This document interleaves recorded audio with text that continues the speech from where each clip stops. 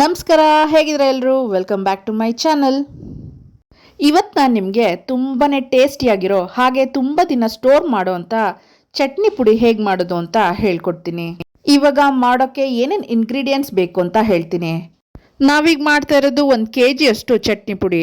ಅದಕ್ಕೆ ನಾನು 1/4 kg ಅಷ್ಟು ಹುರುಗಡ್ಲೆ ತೊಗೊಂಡಿದ್ದೀವಿ. ಹಾಗೆ 1/4 kg ಅಷ್ಟು ಶೇಂಗನ ಹುರಿದ್ಬಿಟ್ಟು ಸಿಪ್ಪೆ ತೆಗೆದು ಅದನ್ನು ತೊಗೊಂಡಿದ್ದೀನಿ.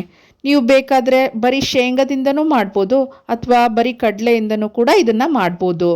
ಹಾಗೆ 2 ಒಳಕೆ ಅಷ್ಟು ಒಣ ಕೊಬ್ಬರಿನ ಈ ಥರ ತುರಿದಿಟ್ಕೊಂಡಿದ್ದೀವಿ. ನಾವು ಇದಕ್ಕೆ ಒಣ ಕೊಬ್ಬರಿನೇ ಯೂಸ್ ಮಾಡಬೇಕು, ಯಾಕಂದರೆ ಇದನ್ನು ತುಂಬ ದಿನ ಸ್ಟೋರ್ ಮಾಡ್ಬೋದು. ಹಾಗೆ ಬೆಳ್ಳುಳ್ಳಿ 4ರಿಂದ 5, ಹಾಗೆ 100 ಗ್ರಾಮ್ ಅಷ್ಟು ಬೆಲ್ಲನ ಈ ಥರ ಕುಟ್ಟಿಟ್ಕೋತಾ ಇದ್ದೀವಿ. ಮತ್ತು ಖಾರದ ಪುಡಿ ಹಾಗೆ ಉಪ್ಪು ಕೂಡ ಇದಕ್ಕೆ ಬೇಕಾಗುತ್ತೆ. ಸೊ ಬನ್ನಿ ಹೇಗೆ ಮಾಡೋದು ಅಂತ ಹೇಳ್ಕೊಡ್ತೀನಿ. ಇವಾಗ ಒಂದು ಮಿಕ್ಸಿ ಜಾರ್ ತೊಗೊಂಡು ಹುರ್ಗಡ್ಲೆನ ಹಾಕಿಬಿಟ್ಟು ಅದನ್ನು ಮಿಕ್ಸಿ ಮಾಡ್ಕೊಂಬಿಡೋಣ.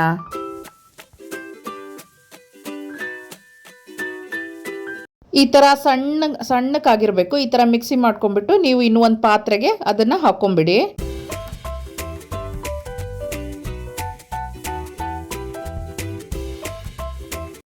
ಇವಾಗ ಹುರಿದಿಟ್ಕೊಂಡಿದ್ವಲ್ಲ ಶೇಂಗನ, ಅದನ್ನು ಕೂಡ ಮಿಕ್ಸಿ ಜಾರ್ಗೆ ಹಾಕಿಬಿಟ್ಟು ಮತ್ತೆ ಇದನ್ನು ಮಿಕ್ಸಿ ಮಾಡ್ಕೊಳ್ಳೋಣ. ನಾವು ಯಾಕೆ ಸಪ್ರೇಟ್ ಮಿಕ್ಸಿ ಮಾಡ್ತಾ ಇದ್ದೀವಿ ಅಂದರೆ ಹುರುಗಡ್ಲೆ ಬೇಗ ಪುಡಿಯಾಗಿಬಿಡುತ್ತೆ, ಶೇಂಗಾ ಸ್ವಲ್ಪ ನುರಿಯೋಕ್ಕೆ ಟೈಮ್ ತೊಗೊಳುತ್ತೆ. ಹಾಗಾಗಿ ನಾವು ಬೇರೆನೇ ಅದನ್ನು ಪುಡಿ ಮಾಡ್ಕೋಬೇಕು. ನೋಡಿ, ಶೇಂಗಾನ ನಾವು ಮಿಕ್ಸಿ ಮಾಡಾದ್ಮೇಲೆ ಸಣ್ಣದಾಗಿ ಈ ಥರ ಅದೇ ಪಾತ್ರೆಗೆ ಮತ್ತೆ ಹಾಕ್ಕೊಂಬಿಡೋಣ. ಇವಾಗ ನಾವು ತುರಿದಿಟ್ಕೊಂಡಿದ್ವಲ್ಲ ಒಣ ಕೊಬ್ಬರಿನ, ಅದನ್ನು ಮಿಕ್ಸಿ ಜಾರ್ಗೆ ಹಾಕ್ಕೊಂಬಿಟ್ಟು ನಾವು ಮಿಕ್ಸಿ ಮಾಡ್ಕೊಳ್ಳೋಣ. ನೀವು ಎಲ್ಲದನ್ನು ಒಂದೇ ಸತಿ ಹಾಕಿ ಮಿಕ್ಸಿ ಮಾಡೋಕ್ಕೆ ಹೋಗಬೇಡಿ, ಚೆನ್ನಾಗಿ ಬರೋದಿಲ್ಲ. ಈ ಥರ ಸಪ್ರೇಟಾಗಿ ನೀವು ಮಿಕ್ಸಿ ಮಾಡಿಕೊಂಡ್ರೆ ಚೆನ್ನಾಗಿ. ನೋಡಿ, ಇವಾಗ ಒಣ ಕೊಬ್ಬರಿ ತುರಿನ ಮಿಕ್ಸಿ ಮಾಡ್ತಾ ಇದ್ದೀವಿ. ಈ ಥರ ಸಣ್ಣಕ್ಕಾದ್ಮೇಲೆ ಇದನ್ನು ತೆಗೆದುಬಿಡೋಣ. ಮತ್ತು ಅದೇ ಪಾತ್ರೆಗೆ ಅದನ್ನು ಕೂಡ ಹಾಕ್ಕೊಂಬಿಡೋಣ. ನೋಡಿ, ಇವಾಗ ಈ ಪಾತ್ರೆಯಲ್ಲಿ ಮಿಕ್ಸಿ ಮಾಡಿಟ್ಕೊಂಡಿರೋ ಪುಟಾಣಿ, ಶೇಂಗಾ ಹಾಗೆ ಕೊಬ್ಬರಿ ಕೂಡ ಇದೆ. ನಾವಿಲ್ಲಿ ಒಣ ಕೊಬ್ಬರಿ ತುರಿನ ಸ್ವಲ್ಪ ಜಾಸ್ತಿನೇ ಯೂಸ್ ಮಾಡಿದ್ದೀವಿ.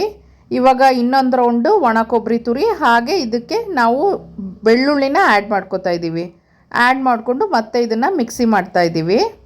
ನಾವಿಲ್ಲಿ ಯೂಸ್ ಮಾಡಿರೋದು 4ರಿಂದ 5 ಬೆಳ್ಳುಳ್ಳಿ. ನೀವು ಬೆಳ್ಳುಳ್ಳಿನ ಜಾಸ್ತಿ ಕೂಡ ಯೂಸ್ ಮಾಡ್ಕೋಬೋದು, ಟೇಸ್ಟಿಯಾಗಿರುತ್ತೆ. ನೋಡಿ, ಇವಾಗ ಪಾತ್ರೆಯಲ್ಲಿ ಏನೇನು ಮಿಕ್ಸಿ ಮಾಡಿಟ್ಕೊಂಡಿದ್ವಲ್ಲ, ಅಂದರೆ ಪುಟಾಣಿ, ಶೇಂಗಾ ಹಾಗೆ ಕೊಬ್ಬರಿನ, ಇದನ್ನು ಮತ್ತೆ ಇನ್ನೊಂದು ರೌಂಡು ಮಿಕ್ಸಿ ಮಾಡಬೇಕು. ಅದಕ್ಕೆ ನಾವು ಮಿಕ್ಸಿ ಜಾರಿಗೆ ಹಾಕಿಬಿಟ್ಟು ಸ್ವಲ್ಪನೇ ಬೆಲ್ಲ ಹಾಕ್ತಾಯಿದ್ದೀವಿ. ನೋಡಿ, ನೀಟಾಗಿ ಮಿಕ್ಸ್ ಆಗೋದಿಲ್ಲ ಅಂತ ಅಂದ್ಬಿಟ್ಟು ನಾವು ಸ್ವಲ್ಪನೇ ಬೆಲ್ಲ ಮತ್ತು ಇದಕ್ಕೆ ಉಪ್ಪು ಕೂಡ ಸೇರಿಸ್ತಾ ಇದ್ದೀವಿ. 1 ಟೇಬಲ್ ಸ್ಪೂನಷ್ಟು ಉಪ್ಪು, ಹಾಗೆ ಖಾರದ ಪುಡಿ 1 ಟೇಬಲ್ ಸ್ಪೂನಷ್ಟು ಖಾರದ ಪುಡಿ ಕೂಡ ಹಾಕ್ಕೊಂಡು ನಾವು ಇದನ್ನು ಮಿಕ್ಸಿ ಮಾಡಬೇಕಾಗುತ್ತೆ. ನೋಡಿ, 1 ಟೇಬಲ್ ಸ್ಪೂನು, ಯಾಕಂದರೆ ಖಾರ ತುಂಬ ಇದೆ, ಹಾಗಾಗಿ 1 ಟೇಬಲ್ ಸ್ಪೂನ್ ಯೂಸ್ ಮಾಡಿದ್ದೀವಿ. ನಿಮ್ಮ ಖಾರದ ಪುಡಿ ಖಾರ ಇರಲಿಲ್ಲ ಅಂದರೆ ನೀವು ಬೇಕಾದರೆ 2 ಟೇಬಲ್ ಸ್ಪೂನ್ ಯೂಸ್ ಮಾಡ್ಕೋಬೋದು. ನೋಡ್ಕೊಳ್ಳಿ ಒಂದು ಸತಿ ಖಾರ ಹೆಂಗಿದೆ ಟೇಸ್ಟ್ ಮಾಡಿ.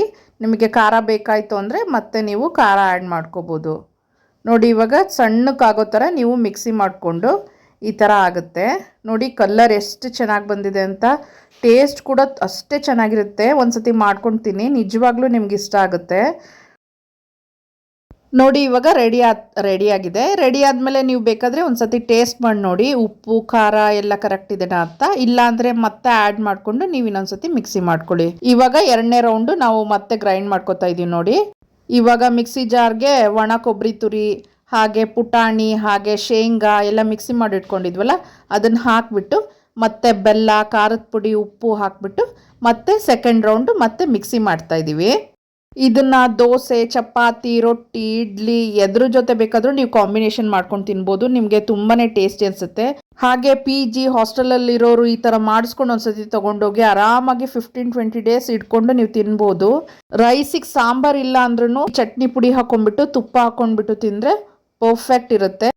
ನೋಡಿ, ಇವಾಗ ತುಂಬಾ ಟೇಸ್ಟಿಯಾಗಿರೋ ಹಾಗೆ ಸುಲಭವಾಗಿ ಮಾಡ್ಕೊಳೋ ಅಂಥ ಚಟ್ನಿ ಪುಡಿ ರೆಡಿಯಾಗಿದೆ. ಈ ವಿಡಿಯೋ ನಿಮಗೆ ಇಷ್ಟ ಆದರೆ ಲೈಕ್, ಶೇರ್, ಕಮೆಂಟ್ ಹಾಗೆ ಸಬ್ಸ್ಕ್ರೈಬ್ ಮಾಡೋದನ್ನು ಮರಿಬೇಡಿ. ಮಾಡ್ತೀರಾ ಅಲ್ಲ? Thank you, bye.